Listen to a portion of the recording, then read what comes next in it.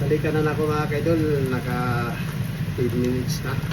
O, loto na mga kaidol ang atong ginisang alamang. Lami na kayo pagkaluto mga kaidol. O, diba?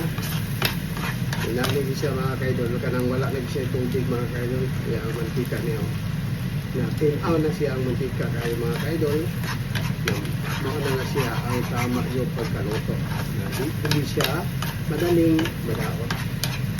Kapag magtapang siya sa katuwid mga kaidol, istatino, hindi siya madaot mga kaidol. Pero kinahanglan, pabugnawon din pag-ayon ng mga kaidol para di siya madaot.